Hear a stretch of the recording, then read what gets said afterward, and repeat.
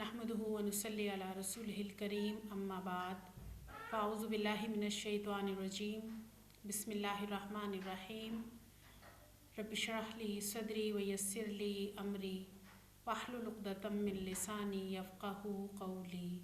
अस्सलामु अलैकुम व रहमतुल्लाहि व बरकातुहू। सबसे पहले हम अल्लाह ताला का शुक्र अदा करते हैं इस बात पर कि उसने हमें उम्र वक्त और मोहलत दी कि आज हम रमज़ानुल मुबारक में दौरे कुरान का आगाज़ कर रहे हैं। और दौरे कुरान में हम अपनी ज़बान में उर्दू ज़बान में कुरान मजीद का तर्जुमा सुनेंगे कि अल्लाह ताला हमें क्या हुक्म दे रहे हैं और क्या फरमा रहे हैं। अल्लाह का पैगाम अरबी में नाजिल हुआ, मगर अरबी हम जानते नहीं हैं, तो अरबी सीखें और अपनी ज़बान में समझें कि अल्लाह ताला हमें क्या बता रहे हैं। अपनी ज़बान में समझेंगे तो ही अमल कर पाएंगे। तो दौरे कुरान में हम तर्जुमा और मुख्तसर वज़ाहत से अल्लाह के पैगाम को समझेंगे। तो आगाज़ करते हैं सूरतुल फ़ातिहा से। आऊज़ु बिल्लाहि मिनश्शैतानिर्रजीम बिस्मिल्लाहिर्रहमानिर्रहीम। अल्हम्दुलिल्लाहि रब्बिल आलमीन अर्रहमानिर्रहीम मालिकी यौमिद्दीन इय्याका नअबुदु व इय्याका नस्तईन इहदिनस सिरातल मुस्तकीम सिरातल लज़ीना अनअमता अलैहिम गैरिल मग़दूबि अलैहिम वलद्दाल्लीन। आमीन। अल्लाह के नाम के साथ शुरू करते हैं जो बड़ा मेहरबान और निहायत रहम फरमाने वाला है। तमाम तारीफ़ अल्लाह ही के लिए है जो तमाम कायनात का रब है, निहायत मेहरबान और रहम फरमाने वाला है, रोज़े जज़ा का मालिक है। हम तेरी ही इबादत करते हैं और तुझी से मदद मांगते हैं। हमें सीधा रास्ता दिखा, उन लोगों का रास्ता जिन पर तूने इनाम फरमाया, जो मग़ज़ूब नहीं हुए, जो भटके हुए नहीं हैं। कुरान मजीद की तरतीब तौक़ीफ़ी के एतबार से सूरतुल फ़ातिहा आगाज़ में, फ़ातिहा का मायनी खोलने वाली, और सूरह फ़ातिहा दुआ है जो अल्लाह ताला ने अपने बंदों को सिखाई। क्यों सिखाई? ताकि बंदे अपनी अर्ज़ को अपने रब के हुजूर पेश करें और उसी से मांगें। रब कौन है? अरबी ज़बान में रब के 3 मायनी। नंबर 1 मालिक व आका, नंबर 2 पालने और परवरिश करने वाला, नंबर 3 फरमा रवा हाकिम मुदब्बिर मुंतज़िम। तो अल्लाह ताला की तारीफ़, क्योंकि वो रब है और बहुत रहम फरमाने वाला है, और रहम उसका जो जज़ा देगा, रोज़े जज़ा का मालिक है। इबादत अरबी ज़बान का मायनी पूजा, परस्तिश, इताअत, फर्माबरदारी, बंदगी। और बंदा जब अल्लाह ताला से दुआ करता है तो अल्लाह ताला दुआ सुनकर पूरा कुरान उसके सामने रख देता है, रहनुमाई फरमाता है कि जिस रास्ते की दुआ मांगी है वो रास्ता ये है, वो सिराते मुस्तकीम ये है, ये कुरान है। और फिर सूरतुल बक़रा से अल्लाह ताला بتانا شروع کر دیتا ہے کہ یہ ہے سیدھا راستہ۔ بسم اللہ الرحمن الرحیم۔ الف لام میم ذالک الکتاب لا ریب فیہ ھدی للمتقین الذین یؤمنون بالغیب ویقیمون الصلاة ومما رزقناہم ینفقون۔ حروف مقطعات۔ یہ اللہ کی کتاب ہے، اس میں کوئی شک نہیں، ہدایت ہے ان پرہیزگار لوگوں کے لیے جو غیب پر ایمان لاتے ہیں، نماز قائم کرتے ہیں، جو رزق ہم نے ان کو دیا ہے ان میں سے خرچ کرتے ہیں، جو کتاب تم پر نازل کی گئی ہے یعنی قرآن، اور جو کتابیں تم سے پہلے نازل کی گئی تھیں ان سب پر ایمان لاتے ہیں، آخرت پر یقین رکھتے ہیں، ایسے لوگ اپنے رب کی طرف سے راہ راست پر ہیں اور وہی فلاح پانے والے ہیں۔ جن لوگوں نے ان باتوں کو ماننے سے انکار کر دیا ان کے لیے یکساں ہے، خواہ تم انہیں خبردار کرو یا نہ کرو، بہرحال وہ ماننے والے نہیں ہیں۔ اللہ نے ان کے دلوں اور ان کے کانوں پر مہر لگا دی ہے اور ان کی آنکھوں پر پردہ پڑ گیا ہے، وہ سخت سزا کے مستحق ہیں۔ سورۃ البقرہ۔ بقرہ کا معنی ہے گائے، اور سورۃ البقرہ قرآن مجید کی سب سے بڑی سورت ہے، مدنی سورت ہے، اور اس سورت کے آغاز میں اللہ تعالیٰ نے گروہوں کا ذکر کیا کہ سب سے پہلا گروہ جو ہے وہ مومنوں کا ہے۔ تو مومن کون ہیں؟ مومنوں کا بتایا گیا کہ جو غیب پر ایمان رکھتے ہیں۔ اور غیب کیا ہے؟ غیب سے مراد وہ تمام حقیقتیں جو ہمارے حواس سے ماوراء ہیں، خدا کی ذات، صفات، ملائکہ، وحی، جنت اور دوزخ وغیرہ۔ تو مومن غیب پر ایمان رکھتے ہیں اور پھر خرچ کرتے ہیں، جو رزق اللہ نے ان کو دیا ہے اس کو اس کی راہ میں خرچ کرتے ہیں۔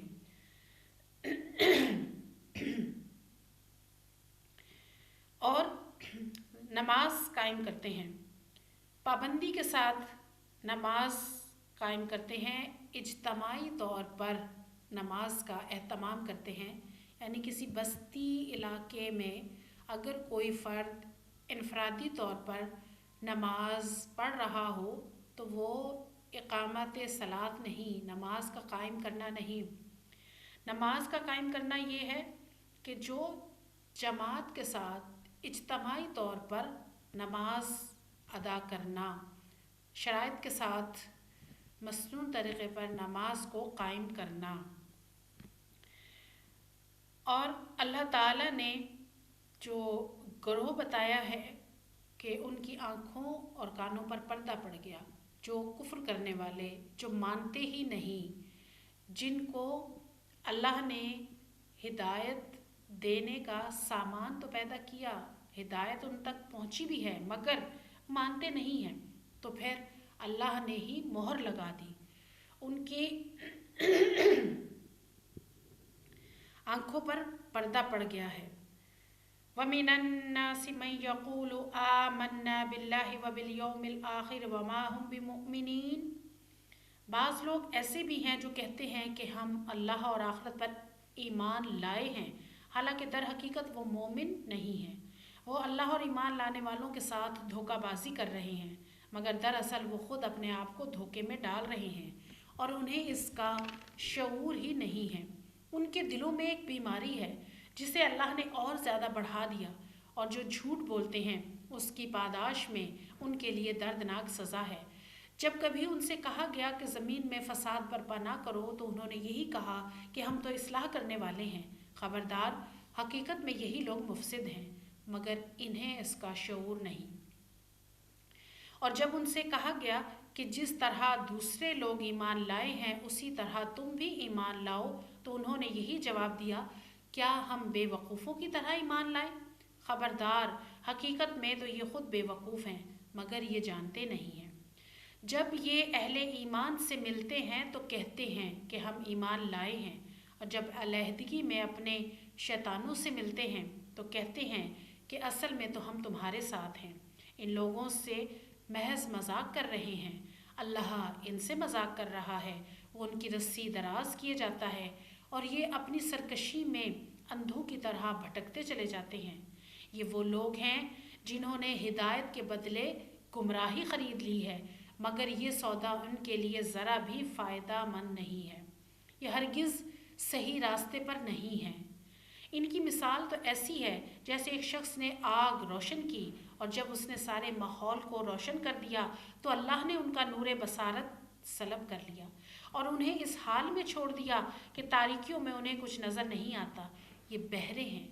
گونگے ہیں، اندھے ہیں، یہ اب نہ پلٹیں گے۔ یا پھر ان کی مثال یوں سمجھو کہ آسمان سے زور کی بارش ہو رہی ہے اور اس کے ساتھ اندھیری گھٹا اور کڑک اور چمک بھی ہے۔ یہ بجلی کے کڑاکے سن کر اپنی جانوں کے خوف سے کانوں میں انگلیاں ٹھونس لیتے ہیں۔ اللہ ان منکرین حق کو ہر طرف سے گھیرے میں لیے ہوئے ہے۔ چمک سے ان کی حالت یہ ہو رہی ہے کہ گویا عنقریب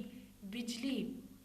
ان کی بصارت اچک کر لے جائے گی۔ جب ذرا کچھ روشنی انہیں محسوس ہوتی ہے تو اس میں کچھ دور چل لیتے ہیں، اور جب ان پر اندھیرا چھا جاتا ہے تو کھڑے ہو جاتے ہیں۔ اللہ چاہتا تو ان کی سماعت اور بصارت بالکل ہی سلب کر لیتا، یقیناً اللہ ہر چیز پر قادر ہے۔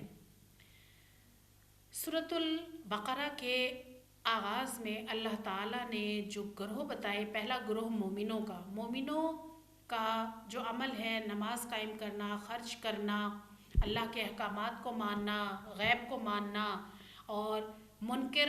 جو بالکل مانتے ہی نہیں، کفر کرتے ہیں، تو ان کی آنکھوں پر، کانوں پر پردہ پڑ گیا ہے۔ اور تیسرا گروہ منافقوں کا، کہ منافق ایسے ہیں کہ اپنا فائدہ دیکھتے ہیں اور بات مانتے نہیں ہیں، اور یہ ایسے اندھے اور گونگے ہیں کہ انہیں کچھ نہیں سوچتا۔ اور آسمان سے زور کی بارش سے مثال دی ہے اللہ تعالیٰ نے کہ جیسے بارش آئی ہے اور اس میں فائدے ہیں، اسی طرح ایک شخص نے آگ روشن کی۔ آگ روشن کرنے سے مراد کیا ہے کہ قرآن آیا، اللہ کا پیغام آیا، اس نے سارے ماحول کو روشن کر دیا، مگر جنہوں نے نہیں مانا تو ان کی تو نور بصارت ہی ختم ہو گئی اور انہیں تو اندھیرا ہی نظر آ رہا ہے، وہ اندھیرے میں ہی پڑے ہوئے ہیں۔ اور بارش سے جو مثال دی گئی ہے کہ جب بارش ہوتی ہے تو اس کے ساتھ گھٹا، کڑک اور بجلی ہوتی ہے، چمک ہوتی ہے، اور بجلی کی کڑک کو سن کر اپنی کانوں میں انگلیاں ٹھونس لیتے ہیں، یعنی جب اللہ کا پیغام قرآن آیا اور اللہ کے پیغام کو ماننے والوں پر مصیبتیں آئیں، مشکلات آئیں، اور وہ ان پر بھی جمے رہے، انہوں نے راستہ نہیں چھوڑا۔ اور اس سے پتہ چلتا ہے کہ جب نبی اکرم صلی اللہ علیہ وآلہ وسلم نے کی محفل مجلس میں آنے والے لوگوں میں سے کچھ لوگ جو تھے مشرکین، وہ نکل کر چلے گئے، اور جب جا رہے تھے تو راستے میں زوردار بارش ہوئی، بجلی کے کڑاکے ہوئے، تو انہوں نے کانوں میں انگلیاں ٹھونسی اور دل میں یہ سوچا کہ اگر ہم اس سے بچ گئے، ہماری جان بچ گئی تو ہم جا کر اسلام قبول کر لیں گے اور ہم بات کو مان لیں گے۔ تو اس رکوع میں یہی بات بتائی جا رہی ہے کہ یہ اپنے فائدے دیکھنے والے، اپنے مرضی کے مطابق عمل کرنے والے، اپنے فائدے دیکھنے والے، اور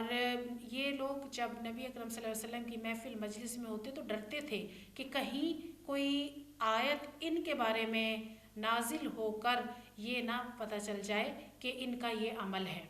تو اس رکوع میں منافقوں کے بارے میں بتایا گیا ہے کہ وہ کس طرح کرتے ہیں۔ یا ایھا الناس اعبدوا ربکم الذی خلقکم والذین من قبلکم لعلکم تتقون۔ اے لوگو، بندگی اختیار کرو، کس کی؟ اس رب کی جو تمہارا رب اور جو تم سے پہلے لوگ تھے ان سب کا خالق ہے، اور تمہارے بچنے کی توقع تو اسی صورت میں ہو سکتی ہے کہ تم اس کو مانو۔ وہی تو ہے جس نے تمہارے لیے زمین کا فرش بچھایا، آسمان کی چھت بنائی، اوپر سے پانی برسایا اور اس کے ذریعے سے ہر طرح کی پیداوار نکالی، تمہارے لیے رزق بہم پہنچایا۔ بس جب تم یہ جانتے ہو تو دوسروں کو اس کا مد مقابل نہ ٹھہراؤ۔ اگر تمہیں اس میں شک ہے کہ یہ کتاب جو ہم نے اتاری ہے یہ ہماری ہے یا نہیں، تو اس کی مانند ایک ہی صورت بنا لو، اپنے سارے ہم نواؤں کو بلا لو، ایک اللہ کو چھوڑ کر جس جس کی چاہو مدد لے لو۔ اگر تم سچے ہو تو یہ کام کر کے دکھاؤ، لیکن اگر تم نے ایسا نہ کیا اور یقیناً تم کبھی کر بھی نہیں سکتے، تو ڈرو اس آگ سے جس کا ایندھن بنیں گے انسان اور پتھر، جو مہیا کی گئی ہے منکرین حق کے لیے۔ اور اے پیغمبر صلی اللہ علیہ وسلم، جو لوگ اس کتاب پر ایمان لے آئیں اور اس کے مطابق اپنے عمل درست کر لیں، انہیں خوشخبری دے دو کہ ان کے لیے ایسے باغ ہیں جن کے نیچے نہریں بہتی ہوں گی۔ ان باغوں کے پھل صورت میں دنیا کے پھلوں سے ملتے جلتے ہوں گے۔ جب کوئی پھل انہیں کھانے کو دیا جائے گا تو کہیں گے کہ ایسے پھل اس سے پہلے ہمیں دنیا میں بھی دیے جاتے تھے۔ ان کے لیے وہاں پاکیزہ بیویاں ہوں گی اور وہ وہاں ہمیشہ رہیں گے۔ ہاں، اللہ اس سے ہرگز نہیں شرماتا کہ مچھر یا اس سے بھی کم تر حقیر کسی چیز کی مثال دے۔ جو لوگ حق بات قبول کرنے والے ہیں وہ انہی مثالوں کو دیکھ کر جان لیتے ہیں کہ یہ حق ہے جو ان کے رب ہی کی طرف سے آیا ہے، اور جو ماننے والے نہیں ہیں وہ انہیں سن کر کہنے لگتے ہیں کہ ایسی مثالوں سے اللہ کو کیا سروکار۔ اس طرح اللہ ایک ہی بات سے بہتوں کو گمراہی میں مبتلا کر دیتا ہے اور بہت سو کو راہ راست دکھا دیتا ہے، اور اس سے گمراہی میں وہ انہی کو مبتلا کرتا ہے جو فاسق ہیں، اللہ کے عہد کو مضبوط باندھ لینے کے بعد توڑ دیتے ہیں۔ اللہ نے جسے باندھنے کا جوڑنے کا حکم دیا ہے اسے کاٹتے ہیں اور زمین میں فساد برپا کرتے ہیں۔ حقیقت میں یہی لوگ نقصان اٹھانے والے ہیں۔ تم اللہ کے ساتھ کفر کا رویہ کیسے اختیار کرتے ہو، حالانکہ تم بے جان تھے، اس نے تم کو زندگی عطا کی، پھر وہی تمہاری جان سلب کرے گا، پھر وہی تمہیں دوبارہ زندگی عطا کرے گا، پھر اسی کی طرف تمہیں پلٹ کر جانا ہے۔ وہی تو ہے جس نے تمہارے لیے زمین کی ساری چیزیں پیدا کی، پھر اوپر کی طرف توجہ فرمائی، 7 آسمان استوار کیے، اور وہ ہر چیز کا علم رکھنے والا ہے۔ اس رکوع میں اللہ تعالیٰ نے تمام لوگوں کو بندگی کا حکم دیا، عبادت کا حکم دیا۔ بندگی اور عبادت کیا کہ رب کی بات ماننا، یعنی دنیا میں اپنے آپ کو غلط کاموں سے بچانا اور آخرت میں خدا کے عذاب سے بچنے کے لیے عمل کرنا۔ اور جس رب نے سب کچھ دیا ہے، بارش برسائی، رزق دیا، زمین بنائی، آسمان بنائی، فائدے کی چیزیں رکھی، تو اس دینے والے کے ساتھ دوسروں کو اس کا مد مقابل نہ بناؤ۔ اور عبادت، بندگی اور عبادت کی مختلف اقسام میں سے کسی قسم کا رویہ بھی کسی اور کے ساتھ مت برتا جائے کہ جو اس کا حق ہے اس رب کا حق ادا کیا جائے، اور جو اللہ کے مد مقابل کسی اور کو ٹھہرائیں گے تو انہیں جہنم کی آگ میں جلنا ہوگا، دوزخ کا ایندھن بنیں گے، اور ان کے ساتھ ان کے وہ بت بھی جنہیں دنیا میں معبود سمجھتے تھے وہ بھی جہنم کا ایندھن ان کے ساتھ بنیں گے۔ اور اللہ تعالیٰ ان کے ایک اعتراض کا ذکر کرتا ہے کہ یہ اعتراض کیا کرتے تھے کہ جب خدا اور اللہ اتنا بڑا ہے تو وہ بڑی بڑی باتیں کرے، بڑی بڑی مثالیں دے، چھوٹی چھوٹی چیزوں کی مثال کیوں دیتا ہے، اور چھوٹی چیزوں کی مثال کیا کہ مچھر کی مثال کیوں بیان کرتا ہے۔ اللہ تعالیٰ نے قرآن مجید میں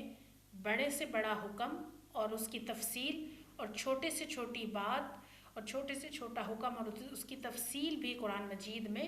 بیان فرمائی ہے۔ اور جو لوگ اعتراض کرتے ہیں یا شک کرتے ہیں کہ یہ احکامات، یہ کتاب، یہ اس کی طرف سے ہے یا نہیں، تو اللہ تعالیٰ فرماتا ہے کہ تم یہ کام کر کے دکھاؤ اور کوئی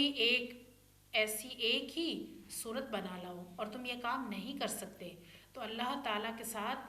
شریک نہ ٹھہراؤ، شک نہ کرو، اس کے احکامات کو مانو۔ اور جو احکامات اس نے دیے اس میں سب سے پہلے کیا ہے؟ حقوق العباد کی ادائیگی۔ جو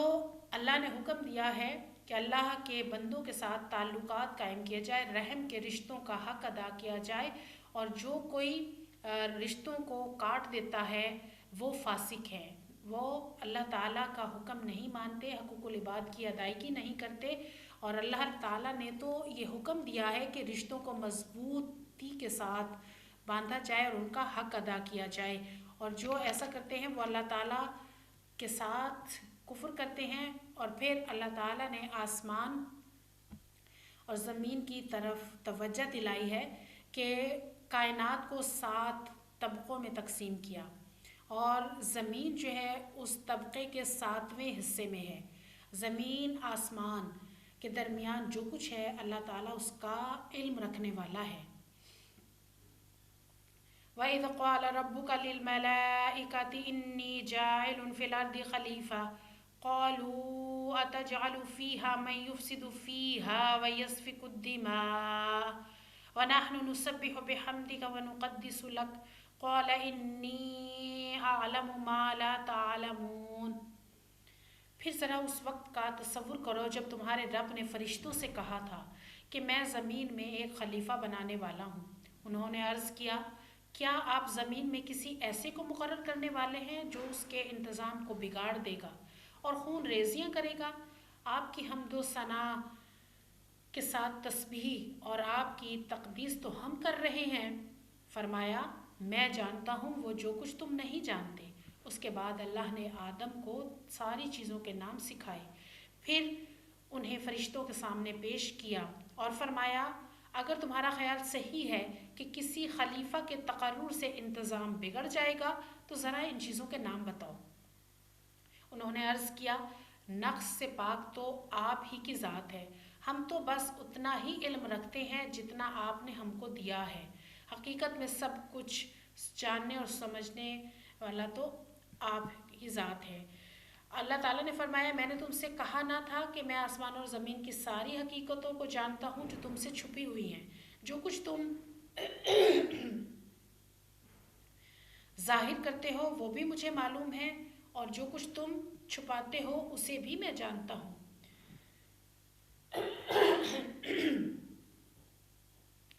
پھر جب ہم نے فرشتوں کو حکم دیا کہ آدم کے آگے جھک جاؤ تو سب جھک گئے مگر ابلیس نے انکار کیا۔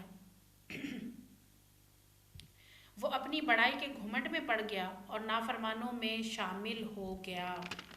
پھر ہم نے آدم سے کہا کہ تم اور تمہاری بیوی دونوں جنت میں رہو، یہاں بفراغت جو چاہو کھاؤ، مگر اس درخت کا رخ نہ کرنا ورنہ ظالموں میں شمار ہوگے۔ آخرکار شیطان نے ان دونوں کو اس درخت کی ترغیب دے کر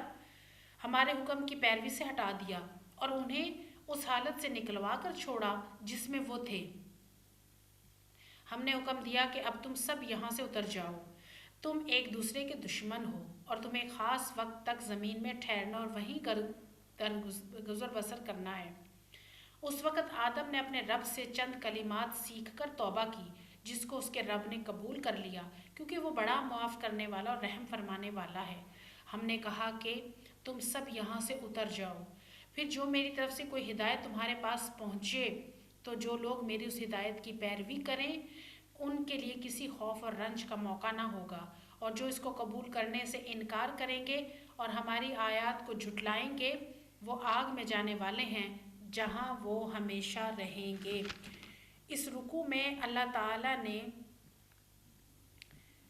آدم علیہ السلام کا واقعہ بیان کیا ہے کہ جب رب نے فرشتوں سے کہا کہ میں ایک خلیفہ بنانے والا ہوں،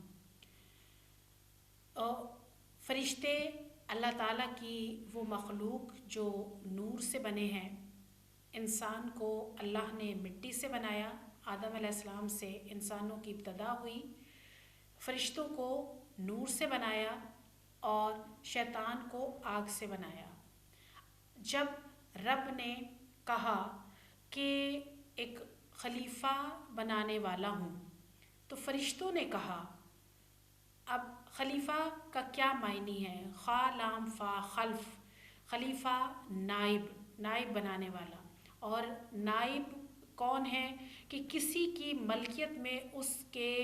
دیے گئے اختیارات اس کی مالک کی حیثیت سے ماننے والا خلیفہ کہلاتا ہے، نائب، ناظم، جو بعد میں کام کرتا ہے۔ تو فرشتوں نے کہا کہ انسان کو خلیفہ بنائے گا، وہ تو خون ریزیاں کریں گے، ہم آپ کی تسبیح کر رہے ہیں، ہم آپ کی بات مان رہے ہیں۔ اللہ تعالیٰ نے فرمایا جو میں جانتا ہوں وہ تم نہیں جانتے۔ اور پھر اللہ تعالیٰ نے آدم علیہ السلام کے آگے جو رکھا کہ علم دیا، اور آدم علیہ السلام کو تمام چیزوں کے نام سکھا دیے، اور آدم علیہ السلام سے جو پوچھا گیا انہوں نے تمام چیزوں کے نام بتا دیے۔ پھر جو شیطان نے یہ کام کیا کہ آدم علیہ السلام کو پھسلا لیا، اور آدم علیہ السلام کو جب پھسلا دیا تو اللہ تعالیٰ نے فرمایا کہ اب تم یہاں سے چلے جاؤ، حکم دیا زمین میں جانے کا۔ اور جب آدم علیہ السلام کو احساس ہو گیا تو انہوں نے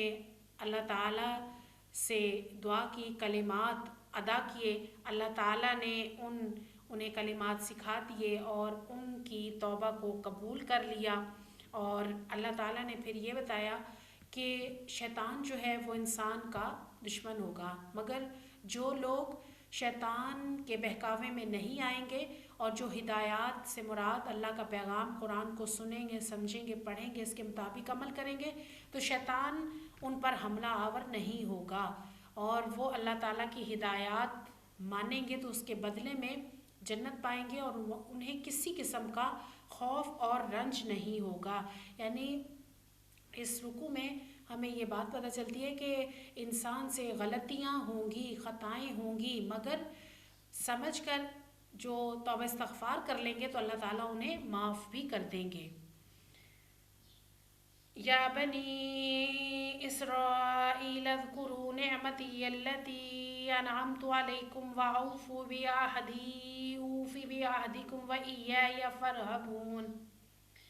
اے بنی اسرائیل، ذرا خیال کرو میری اس نعمت کا جو میں نے تم کو عطا کی تھی، میرے ساتھ جو تمہارا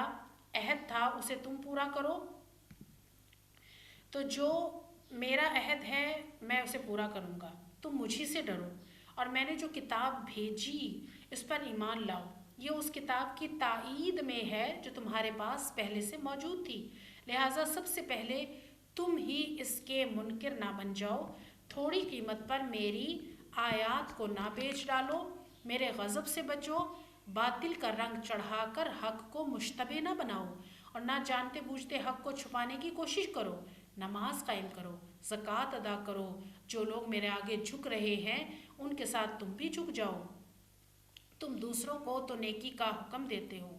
اور مگر اپنے آپ کو بھول جاتے ہو، حالانکہ تم کتاب کی تلاوت کرتے ہو، کیا تم عقل سے بالکل کام نہیں لیتے؟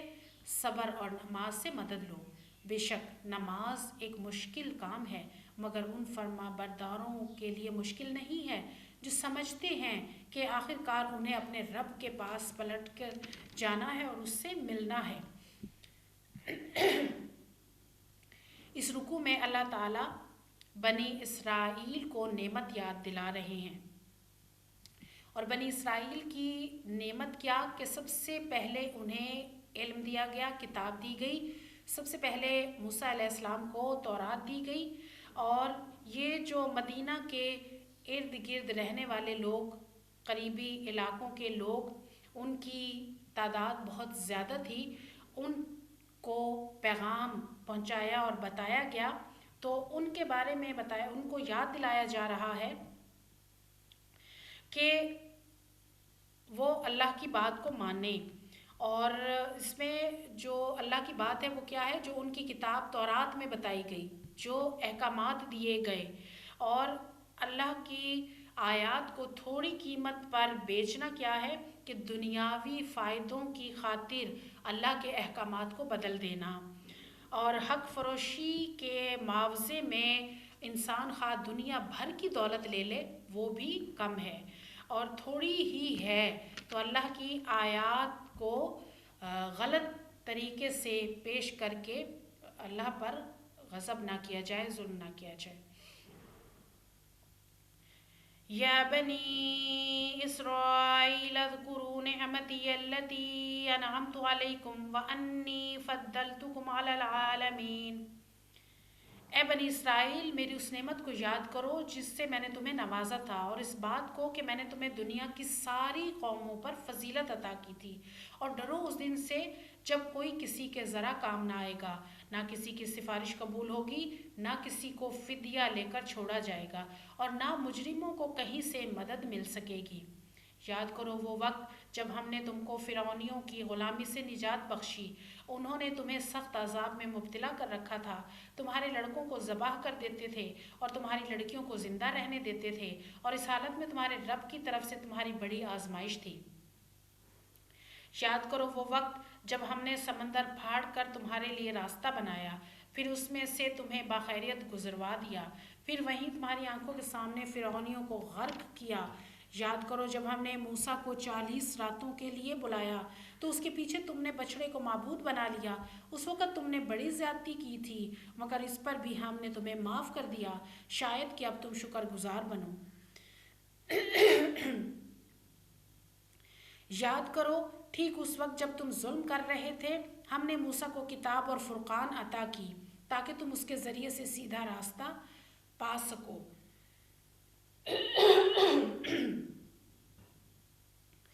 یاد کرو جب موسیٰ یہ نعمت لیے ہوئے پلٹا تو اس نے اپنی قوم سے کہا کہ لوگو، تم نے بچڑے کو معبود بنا کر اپنے اوپر سخت ظلم کیا، لہٰذا تم لوگ اپنے خالق کے حضور توبہ کرو اور اپنی جانوں کو ہلاک کرو، اسی میں تمہارے خالق کے نزدیک تمہاری بہتری ہے۔ اس وقت تمہارے خالق نے تمہاری توبہ قبول کر لی کہ وہ بڑا معاف کرنے والا، رحم فرمانے والا ہے۔ یاد کرو جب تم نے موسیٰ سے کہا تھا کہ ہم تمہارے کہنے کا ہرگز یقین نہ کریں گے جب تک کہ اپنی آنکھوں سے اعلانیہ خدا کو تم سے کلام کرتے نہ دیکھ لیں۔ اس وقت تمہارے دیکھتے دیکھتے ایک زبردست کڑاکے نے تم کو آ لیا، تم بے جان ہو کر گر چکے تھے، مگر پھر بھی ہم نے تم کو جلا اٹھایا، شاید کہ اس احسان کے بعد تم شکر گزار بن جاؤ۔ ہم نے تم پر بادلوں کا سایہ کیا، من و سلویٰ کی غذا تمہارے لیے فراہم کی، تم سے کہا کہ جو پاک چیزیں ہم نے تمہیں بخشی ہیں انہیں کھاؤ، مگر تمہارے اسلاف نے جو کچھ کیا وہ ان پر ظلم تھا، انہوں نے اپنے اوپر خود ظلم کیا۔ پھر یاد کرو جب ہم نے کہا تھا کہ یہ بستی جو تمہارے سامنے ہے اس میں داخل ہو جاؤ اور اس کی پیداوار جس طرح چاہو کھاؤ، مگر بستی کے دروازے میں داخل ہو تو سجدہ ریز ہوتے ہوئے داخل ہونا اور کہتے جانا حطۃ حطۃ، ہم تمہاری خطاؤں سے درگزر کریں گے اور نیکوکاروں کو مزید فضل و کرم سے نوازیں گے۔ مگر جو بات ان سے کہی گئی تھی ظالموں نے اسے بدل کر کچھ اور کر دیا۔ آخر کار ہم نے ظلم کرنے والوں پر آسمان سے عذاب نازل کیا، یہ سزا تھی ان نافرمانیوں کی جو وہ کر رہے تھے۔ اس رکوع میں اللہ تعالیٰ بنی اسرائیل کو نعمتیں یاد کرا رہے ہیں کہ سب سے پہلے نعمت کیا، علم، کتاب عطا کی گئی، اور اس کے بعد انہیں فضیلت دی گئی، اور فضیلت یہ ہمیشہ کے لیے نہیں کہ انہیں جو چنا گیا تھا وہ ہمیشہ کے لیے نہیں بلکہ ایک وقت تک کے لیے ان کو چنا گیا تھا، اور اس میں جو یاد کرایا جا رہا ہے انہیں کہ جب فرعون کی غلامی میں تھے اور انہیں غلامی سے نجات دلائی گئی، فراعنہ یعنی مصر کا حکمران طبقہ، اور جب ان پر فرعون ظلم کر رہا تھا تو انہیں بچایا گیا فرعون سے، اور جب فرعون نے یہ حکم دیا تھا کہ لڑکوں کو قتل کر دیا جائے، لڑکیوں کو زندہ رہنے دیا جائے، تو اللہ تعالیٰ نے انہیں سمندر پھاڑ کر موسیٰ علیہ السلام کے ساتھ نکلنے کا حکم دیا، اور یہ بنی اسرائیل کے لوگ جب موسیٰ علیہ السلام کے ساتھ وہاں سے نکلے سمندر پر پہنچے، راستہ بنا، بخیریت وہاں سے نکل کر آئے اور صحرائے سینا میں پہنچے۔ جب وہاں پہنچے تو اللہ تعالیٰ نے ان پر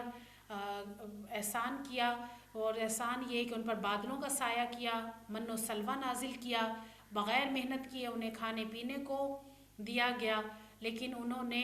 پھر بھی نافرمانی کی۔ اور جب موسیٰ علیہ السلام کو اللہ تعالیٰ نے 40 راتوں کے لیے اپنے پاس بلایا تو پیچھے سے ان لوگوں نے بچھڑے کو معبود بنا لیا، اور 40 راتوں کے لیے اس لیے بلایا تھا کہ اللہ تعالیٰ نے شریعت دینی تھی موسیٰ علیہ السلام کو کہ جا کر ان لوگوں کو تبلیغ کریں اور یہ بتائیں کہ یہ کام کرنا ہے، یہ نہیں کرنا، احکامات دیے تھے، مگر پیچھے سے ان لوگوں نے بچھڑے کو معبود بنا لیا اور اپنے اوپر ظلم کیا۔ اور موسیٰ علیہ السلام جب نعمت لیے ہوئے پلٹا، نعمت سے مراد شریعت لے کر آئے اور آ کر دیکھا تو موسیٰ علیہ السلام نے کہا کہ تم نے اپنے اوپر بڑا ظلم کیا ہے، اب تم اپنے خالق کے حضور توبہ کرو اور اپنی جانوں کو ہلاک کرو۔ اور انہوں نے کہا کہ ہم تو، جب موسیٰ علیہ السلام نے انہیں شریعت بتائی، احکامات بتائے، انہوں نے کہا ہم تو یقین نہیں کریں گے، ہم تو نہیں مانیں گے جب تک کہ ہم خود اپنی آنکھوں سے خدا کو تمہیں یہ کہتے ہوئے نہ سنیں، ہم اس وقت تک نہیں مانیں گے۔ اور جب انہوں نے یہ کہا تو اللہ تعالیٰ نے فرمایا کہ انہی میں سے 70 بزرگوں کو لے کر آؤ، اور وہ موسیٰ علیہ السلام کے ساتھ گئے، مگر جب وہ گئے تو ایک زبردست کڑاکے کی وجہ سے ان کو ہلاک کر دیا گیا، انہیں موت دی گئی، اور اس کے بعد انہیں زندہ کر کے کھڑا کیا گیا، مگر ان کے بزرگوں کا حال یہ تھا کہ اس کے بعد بھی نہ مانے اور اپنے اوپر ظلم کرتے رہے۔ اور جب انہوں نے منو سلوہ جو اتارا گیا تھا اس پر بھی کہا کہ ہم تو یہ کھا کر تنگ آ گئے، تو انہیں بتایا گیا کہ فلاں بستی ہے، تم اس بستی میں جاؤ، اور جب اس بستی میں جاؤ تو سجدہ ریز ہوتے ہوئے جانا اور حتتن حتتن کہتے ہوئے جانا۔ حتتن کا مطلب کہ خدا سے معافی طلب کرتے ہوئے جانا، لوٹ مار کرتے ہوئے مت جانا، اور لوگوں یہ عام معافی کا اعلان کرتے ہوئے جانا۔ لیکن انہوں نے اسے بدل کر کچھ اور کر دیا، یعنی حتتن کی بجائے حنتتن کہتے ہوئے گئے، اور سجدہ ریز ہوتے ہوئے جانے کی بجائے گھسڑ کر اس بستی میں داخل ہوئے۔ وَإِذِ اسْتَسْقَىٰ مُوسَىٰ لِقَوْمِهِ فَقُلْنَا اضْرِب بِّعَصَاكَ الْحَجَرَ فَانفَجَرَتْ مِنْهُ اثْنَتَا عَشْرَةَ عَيْنًا قَدْ عَلِمَ كُلُّ أُنَاسٍ مَّشْرَبَهُمْ كُلُوا وَاشْرَبُوا مِن رِّزْقِ اللَّهِ وَلَا تَعْثَوْا فِي الْأَرْضِ مُفْسِدِينَ۔ یاد کرو جب موسیٰ علیہ السلام نے اپنی قوم کے لیے دعا کی اللہ تعالیٰ سے، تو اللہ تعالیٰ نے فرمایا کہ فلاں چٹان پر اپنا عصا مارو، چنانچہ اس سے 12 چشمے پھوٹ نکلے، اور ہر قبیلے نے جان لیا کہ کون سی جگہ ان کے پانی لینے کی ہے۔ اس وقت یہ ہدایت کر دی گئی تھی کہ اللہ کا دیا ہوا رزق کھاؤ پیو اور زمین میں فساد پھیلاتے نہ پھرو۔ یاد کرو جب تم نے کہا تھا کہ اے موسیٰ، ہم ایک ہی طرح کے کھانے پر صبر نہیں کر سکتے، اپنے رب سے دعا کرو کہ ہمارے لیے زمین کی پیداوار، ساگ، ترکاری، کھیرا، ککڑی، گیہوں، لہسن، پیاز وغیرہ پیدا کرے۔ تو موسیٰ نے کہا کیا ایک بہتر چیز کے بدلے میں ادنا چیز مانگتے ہو؟ اچھا، کسی شہری آبادی میں جا رہو، جو کچھ تم مانگتے ہو تمہیں وہ وہاں مل جائے گا۔ آخرکار نوبت یہاں تک پہنچی کہ ذلت و خواری و بدحالی و پستی ان پر مسلط ہو گئی، اور وہ اللہ کے غضب میں گھر گئے۔ یہ نتیجہ تھا اس کا کہ وہ اللہ کی آیات سے کفر کرنے لگے اور پیغمبروں کو ناحق قتل کرنے لگے۔ یہ نتیجہ تھا ان کی نافرمانیوں کا اور اس بات کا کہ وہ حدود شرع سے نکل جاتے تھے۔ موسیٰ علیہ السلام کا بتایا جا رہا ہے اس رکوع میں کہ جب اللہ تعالیٰ نے ان کے لیے من و سلوہ نازل کیا تو انہوں نے کہا کہ ہم تو ایک ہی طرح کے کھانے کھا کر تنگ آ چکے، اور پانی کی فرمائش کی تو اللہ تعالیٰ نے موسیٰ علیہ السلام کو بتا دیا کہ اپنا عصا جو ہے فلاں چٹان پر مارو۔ موسیٰ علیہ السلام نے اپنا عصا چٹان پر مارا تو اس میں سے 12 چشمے پھوٹ نکلے، اور 12 چشمے یہ بنی اسرائیل کے 12 قبیلے، اور ہر قبیلے نے جان لیا کہ ان کے پانی لینے کا چشمہ یہ ہے تاکہ پانی پر لڑائی جھگڑا نہ ہو۔ اور پھر انہوں نے کہا کہ ہم تو اور چیزیں چاہتے ہیں، ساگ، ترکاری، گیہوں۔ تو فرمایا، موسیٰ علیہ السلام نے ان سے کہہ دیا کہ فلاں بستی میں جاؤ، وہاں تمہیں یہ ساری چیزیں مل جائیں گی۔ اور انہیں جو چیزیں بغیر محنت کیے مل رہی تھی اس پر صبر نہ کیا، تو انہیں کہہ دیا گیا کہ اب خود محنت کرو۔ ان الذين آمنوا والذين هادوا والنصارى والصابئين من آمن بالله واليوم الآخر وعمل صالحا فلهم أجرهم عند ربهم ولا خوف عليهم ولا هم يحزنون۔ نبی عربی کو ماننے والے ہوں، یہودی یا عیسائی ہوں یا صابی، جو بھی اللہ اور روز آخرت کو ماننے والے، عمل کرنے والے ہوں گے، اس کا اجر ان کے رب کے پاس ہے اور اس کے لیے کسی خوف اور رنج کا موقع نہیں ہے۔ یاد کرو وہ وقت جب ہم نے کوہ طور کو اٹھا کر تم سے پختہ عہد لیا تھا اور کہا تھا کہ جو کتاب ہم تمہیں دے رہے ہیں اسے مضبوطی سے تھامنا، اور جو احکام و ہدایات اس میں درج ہیں انہیں یاد رکھنا۔ اسی ذریعے سے توقع کی جا سکتی ہے کہ تم تقوی کی روش پر چل سکو گے، مگر اس کے بعد تم اپنے عہد سے پھر گئے۔ اس پر بھی اللہ کے فضل اور اس کی رحمت نے تمہارا ساتھ نہ چھوڑا، ورنہ تم کبھی کے تباہ ہو چکے ہوتے۔ پھر تمہیں اپنی قوم کے ان لوگوں کا قصہ تو معلوم ہے جنہوں نے سبت کا قانون توڑا تھا۔ ہم نے انہیں کہہ دیا کہ بندر بن جاؤ، اس حال میں رہو کہ ہر طرف سے تم پر دھتکار پڑے۔ اس طرح ہم نے ان کے انجام کو زمانے کے لوگوں کو اور بعد کے آنے والی نسلوں کے لیے عبرت اور ڈرنے والوں کے لیے نصیحت بنا کر چھوڑا۔ پھر وہ واقعہ یاد کرو جب موسیٰ نے اپنی قوم سے کہا کہ اللہ تمہیں ایک گائے ذبح کرنے کا حکم دیتا ہے۔ کہنے لگے، کیا تم ہم سے مذاق کرتے ہو؟ موسیٰ نے کہا، میں خدا کی پناہ مانگتا ہوں کہ جاہلوں کی سی باتیں کروں۔ بولے، اچھا، اپنے رب سے درخواست کرو کہ وہ ہمیں اس گائے کی تفصیل بتائے۔ موسیٰ نے کہا کہ اللہ کا ارشاد ہے، وہ گائے ایسی ہونی چاہیے جو نہ بوڑھی ہو نہ بچیا، بلکہ اوسط عمر کی ہو۔ لہٰذا جو حکم تمہیں دیا جاتا ہے اس کی تعمیل کرو۔ پھر کہنے لگے، اپنے رب سے یہ اور پوچھ دو کہ اس کا رنگ کیسا ہو۔ موسیٰ نے کہا، وہ فرماتا ہے کہ زرد رنگ کی گائے ہونی چاہیے جس کا رنگ ایسا شوخ ہو کہ دیکھنے والوں کا جی خوش ہو جائے۔ پھر بولے، اپنے رب سے صاف صاف پوچھ کر بتاؤ کہ کیسی گائے ہو، ہمیں تو اس میں شک ہے۔ اللہ نے چاہا تو ہم اس کا پتہ پالیں گے۔ موسیٰ نے جواب دیا، اللہ کہتا ہے کہ وہ گائے ایسی ہو جس سے خدمت نہ لی جاتی ہو، نہ زمین جوتتی ہو اور نہ پانی کھینچتی ہو، صحیح سالم اور بے داغ ہو۔ اس پر وہ پکار اٹھے، ہاں اب تم نے ٹھیک پتہ بتایا ہے۔ پھر انہوں نے اسے ذبح کیا اور نہ وہ ایسا کرتے معلوم نہ ہوتے تھے۔ اس رکوع میں یہ بتایا گیا ہے کہ صرف یہودی یا عیسائی یا صابی ہو جانے پر نجات نہیں، جو بھی اللہ اور یوم آخرت کو مانے گا، ایمان لائے گا، عمل صالح کرے گا تو ہی کامیاب ہوگا، رب کے پاس اجر پائے گا۔